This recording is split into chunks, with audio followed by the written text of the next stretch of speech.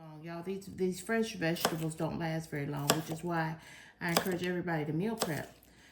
Or else you're just buying veggies and throwing that money down the trash chute. And y'all, this food is high and getting higher.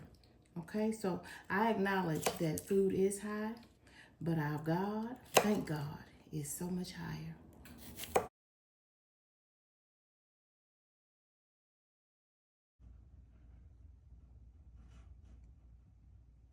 What's for dinner? Salad in a jar plus tuna.